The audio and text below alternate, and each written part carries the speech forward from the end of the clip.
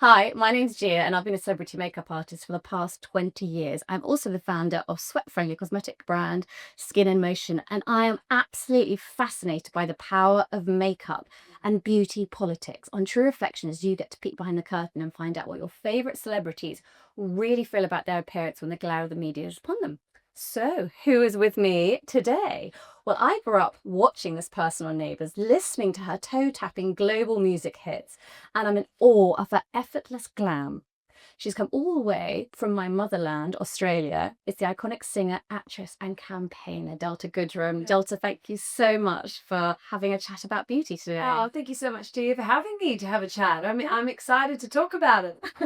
So you've been over here. You've been Yes. doing your. You've just done your UK tour, Yes. Mistaken Identity tour, and now is it a moment to breathe? You can relax. Getting there. I think that we had brought over this anniversary show, which was a format of playing the album top to bottom, and it's a real journey. And also, it was so beautiful to bring the production that we had in Oz over to here, and now these past couple days getting to meet wonderful people and chat life, the universe, and everything. And then soon soon we'll start to wind down a little bit. Yeah. Oh, good. Yeah. Put your feet up. But I think We it's get to enjoy even more of the UK, like well, it has been great. It's been yeah. gorgeous. It's been a really idyllic place to be. Yeah. But first, the sort of thing, I've seen you over the years evolve, and it's so beautiful to see here today. Just an energy. The first when I walked in, you just had this lovely energy. It's really calm. And to me, often that's what beauty is. It's what's inside that comes out, and all the sort of periphery stuff. But it's just lovely to sort of see you in person because you never know what you're going to get when you look at a Sure. screen Sure. and then you meet people. And often there's a beauty in someone that comes out when you see them in person, which I think's incredible. But I want to go back a bit, just to go back to the early days, as everyone always wants to know what the sort of original beauty icons were when people were growing up, what products they used. So tell me, who did you look up to beauty-wise growing up? I really did first and foremost look at my mum. My mum was very well put together. I would say I'm a little more clumsy at times. I share that I work quite hard at making sure I've like put myself together but my mum was always like a natural, had her hair blow dried. She never had a chip nail going out. So she was kind of one of those that she was like a get your hands dirty kind of mom, but she also worked really hard at presenting well, and she really enjoyed that aspect. So I think I saw that from my mom, and my mom really instilled like that it was a professional, or it was that this was important to present yourself well, or I think that came from my mum very early on. I loved musicians like Mariah Carey and Celine Dion, and I loved Olivia Newton-John, and I sort of, when it came to females, yes. I had posters of her as a child. I literally wanted to look like Sandy from Yeah. Greece. I think most of the world we were like, yeah, because she's, her talk about radiation, her heart and beauty. And so I guess I really, like you're saying, my gravity was, my gravitational pull was always to, kindness was beautiful. I didn't have like a strong, um, sort of makeup drive young. It wasn't like I was very like naturally not really, I was creating through the piano and through other aspects. I really enjoy it in this point in my life. I loved it as I discovered it slowly. But I was quite innocent when it came to my beauty and makeup journey. Yeah, because I guess with your music and also Australia, I think, it's very sporty, it's outdoors. 100%. You're just like, you're running around, you're not thinking, I think, because England we're a bit more insular, you're inside, you're not quite so out there. Whereas when I lived in Australia, you're just more out, and the kids are just literally having fun, and doesn't seem to be such a focus, or it didn't seem to be such a focus. Definitely not growing up. Growing up, it was going outside, playing cricket, going for a swim.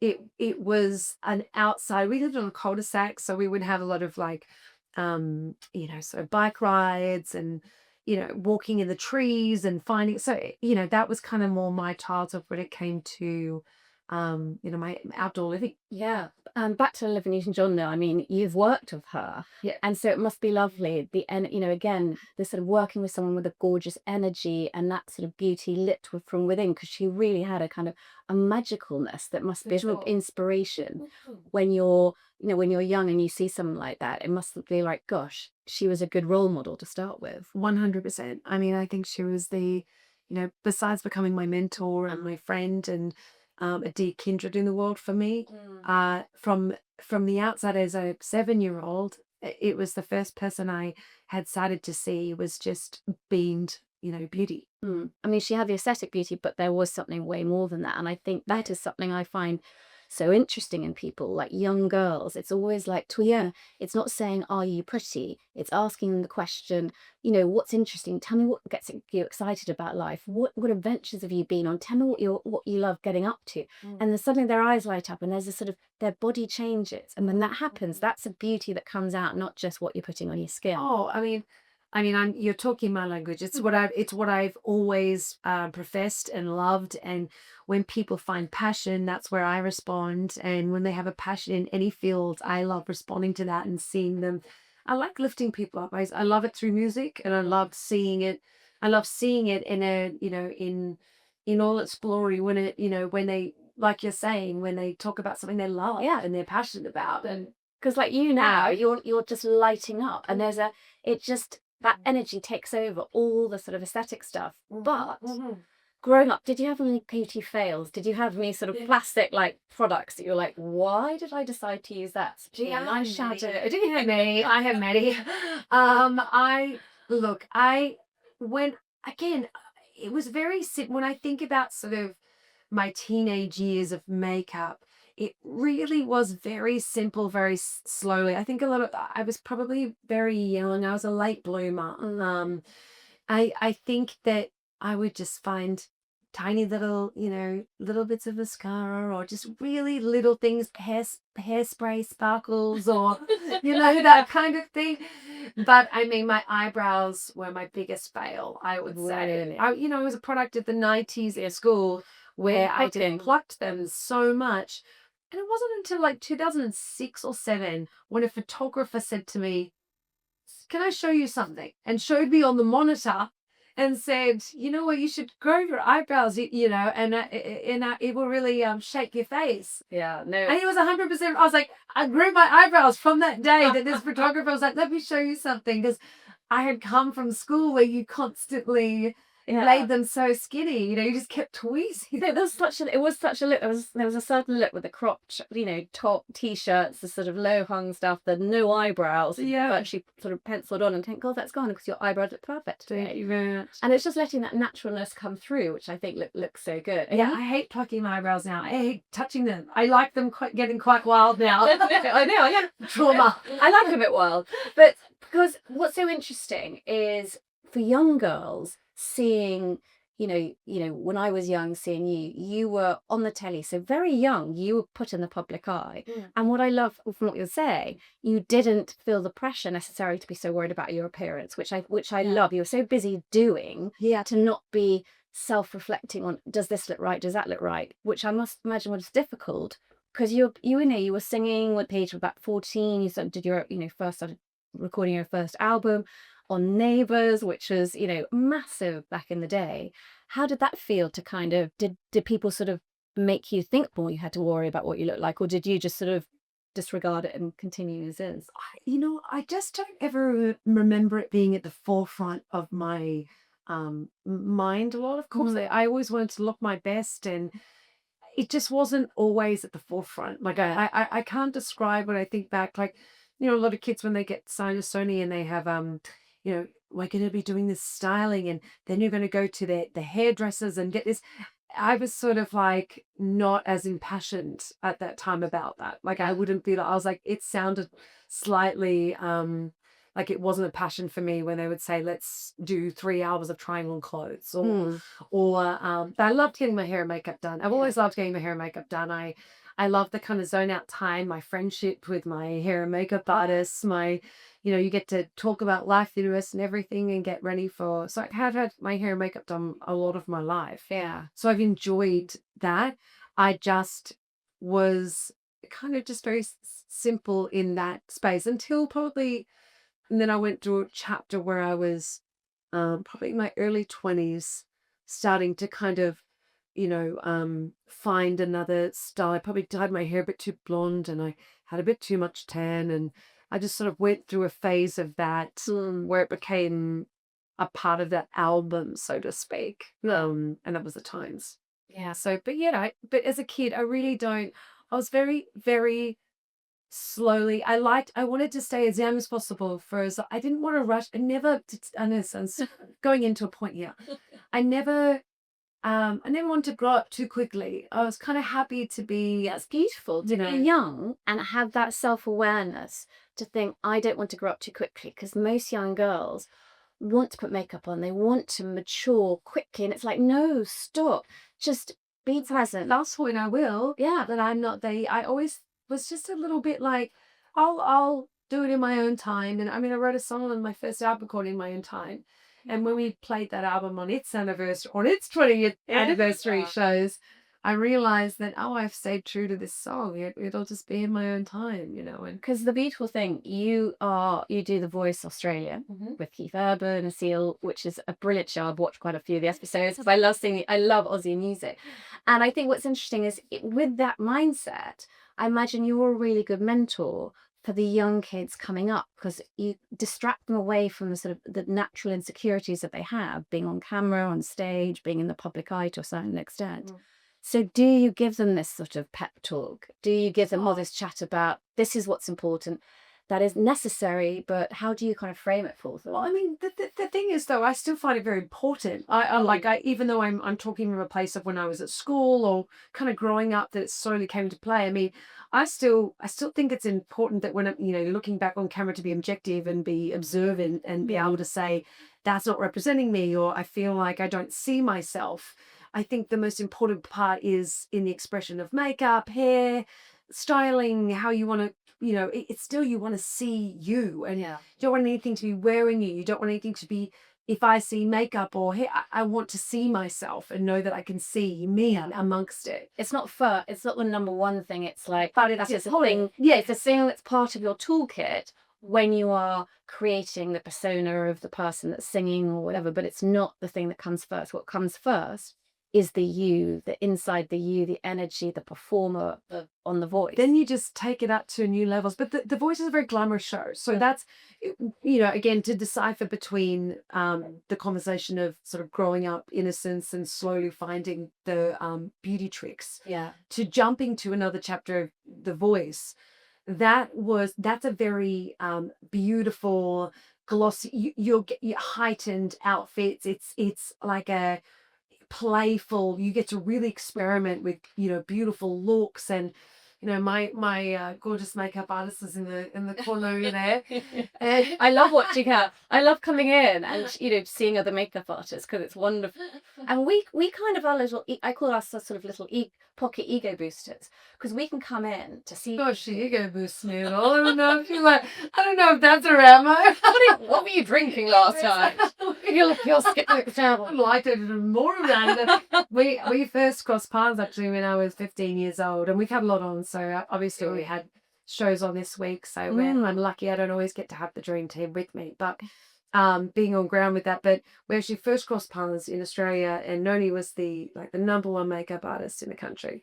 And I have in my diaries that I wanted Noni to be my makeup artist. Like, I was like, Noni is the That's amazing. it was about 15 and cross paths. She got to do my makeup once for like a Today show or something. Yeah.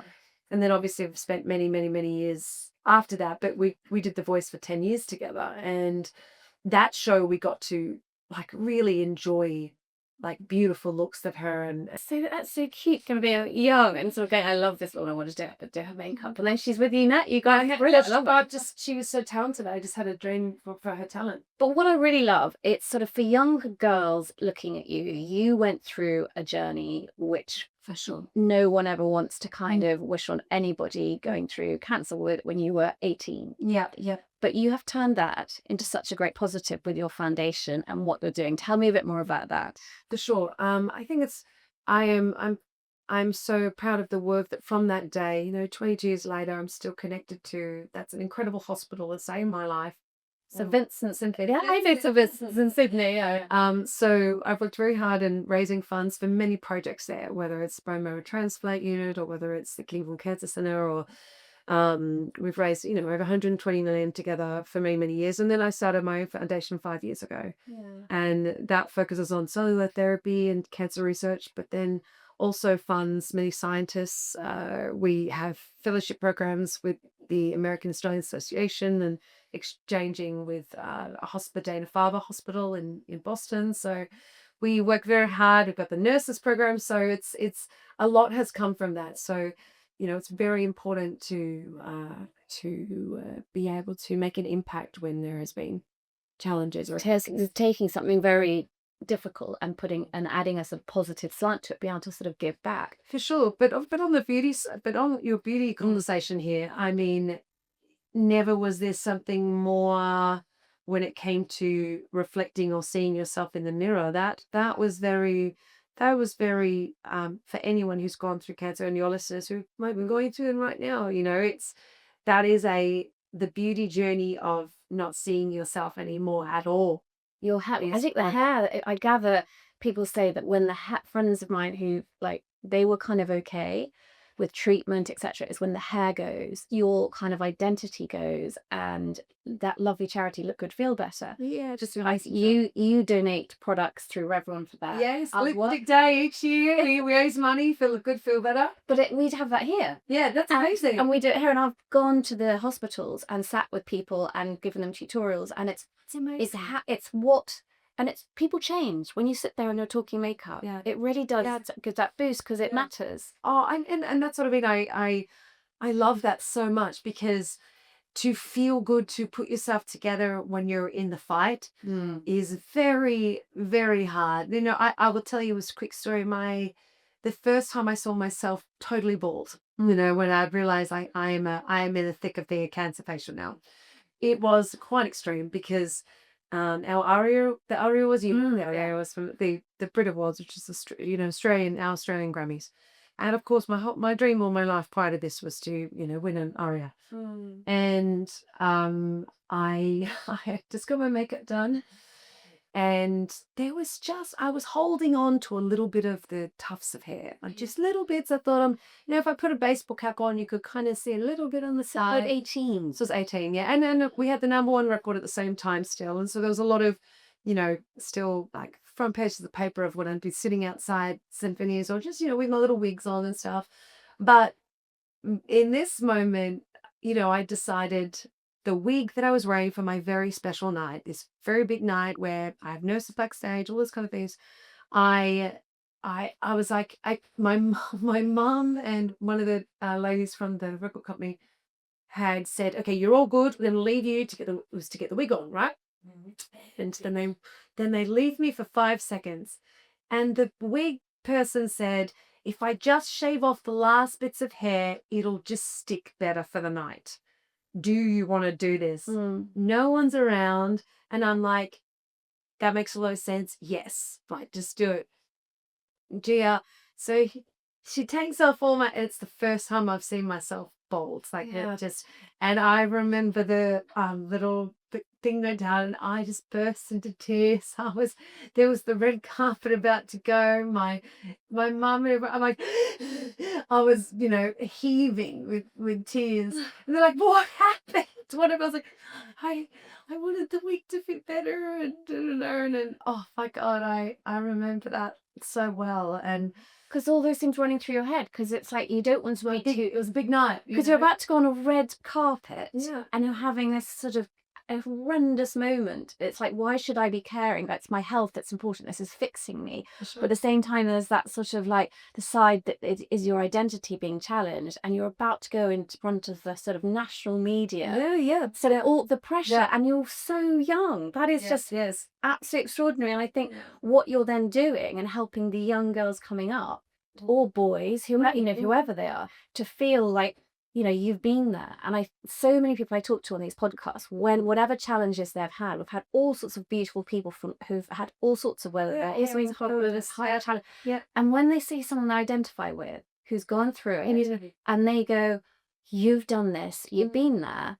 it gives them the sort of, oh my God, thank God there's someone else who's been there, and what you're doing, they're amazing. Like Olivia Newton-John went through her journey. I imagine to an extent you could kind of look to her and go, wow, she's done this with such grace, and she's someone I can look to. So it's important what you're putting back down to give people those messages, particularly with your foundation. For sure. And I think when somebody's going through a challenge, and these are a long time, this is over 20 years ago, that particular story of my life, and I don't live in one moment, but it is important, like you're saying, to continue conversations, because you just don't know who somebody might be listening, who knows what, experiencing the first time they've seen themselves like that, or I definitely, but here in Mayfair, my little wig was like the most special thing I got to wear. I loved what we had, this little pixie cut, and it made me feel I could go out, and if I didn't have the hair and makeup in that moment, I could not have walked out in front of the nation in this moment. Because that's the power of it. Because it's just liquid and powders, but actually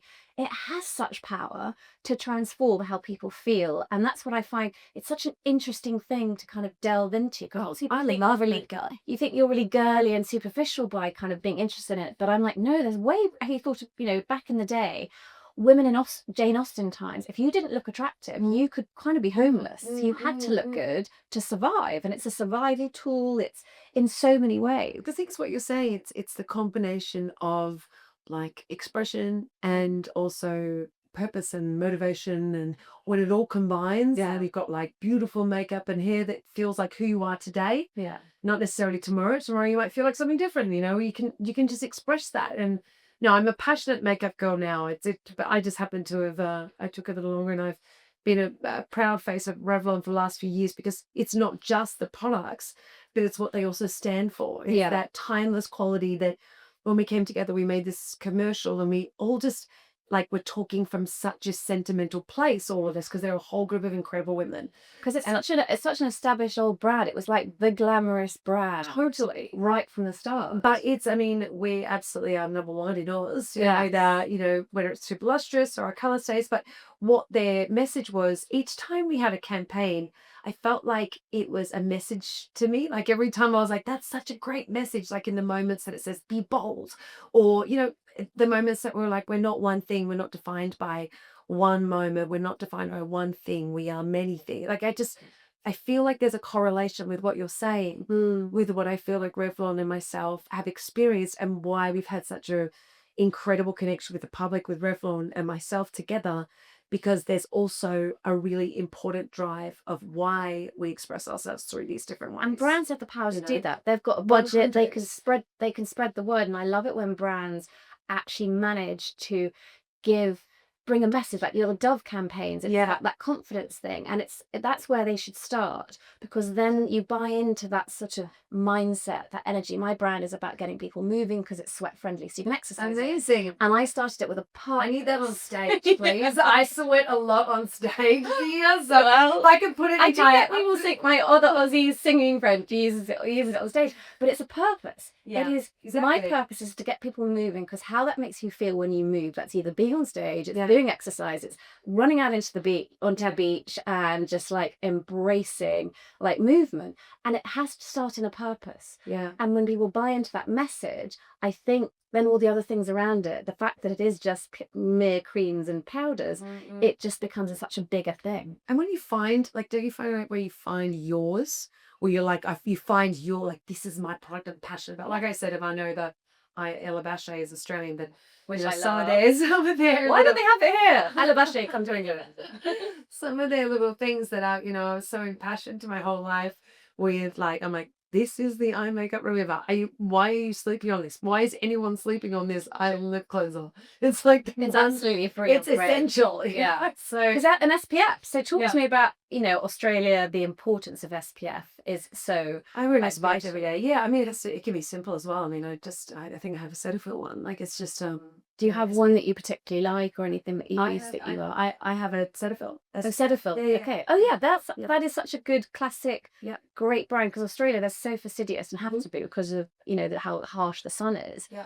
But back in the day, there was never good. You'd have an oily looking face, but now there are so many good formulas that you Yeah. can put Bit on. of the glowy with the yeah. Yeah, and it's like whether you do a mist to top up, and I think if anyone looks to Australian brands, they are the best because women in Australia, like we have to have products that work Mm. and look after our skin and do everything. When did you move back here? I've been back here 20 years, 20 years. but I just love how their sort of philosophy, this, slip, slop, slap. Anyone would probably think, what on earth is that? That's a bit naughty. But from the ads, and they always got kids, it's like, make sure you protect yourself. We had a lot of jingles for these kind of things. I can't actually remember that one, but I do know there was a jingle for that as well. We could record a Not jingle bad. of like Delta Goodrem singing slip, slop, Not slap. bad. I can't sing, don't get me, go get me to do it. So what's next? What are you up to? So you're in England a little bit. What's the plan? So yes, very excited for new music. We have a couple of projects in the pipeline that are coming to life at the end of this year, and it's really love at the moment. So so that's kind of my next chapter at the moment. That's it. Well, thank you so much for coming on, and I just feel this lovely. What I love talking to you, what I love what you say. It's about it's bigger. We're bigger than the sum of our parts, For sure. and makeup is one part of that. Just keep on putting It's your a fun message out. part. It's a It is fun fun. part. It It is is fun. fun. But keep that energy, and I'm just so excited to see what you continue to do, Thank you. and helping inspire younger girls for us all to feel great in our skin, which I think is so important. And likewise, Gia. I love that. Thank you so much for having me on your wonderful show. Thank you very much. A massive thank you to Delta Goodrem, a massive thank you to Corrigan's in Mayfair, who we recorded this episode in their Lindsay room. That's it for True Reflections this week. If you enjoyed today's episode, please subscribe wherever you're watching or listening. You can find me across your social media by searching at True Reflections Podcast. You can also explore my Skin and Motion cosmetics range to help boost your confidence at skin.in.motion on your social media channels. I'll be back next week with another celebrity to talk through their beauty experiences, their favourite products, and down deeper into how their ideals of beauty shaped not just their physical appearance, but also the core of their identities. Until then, have a lovely week.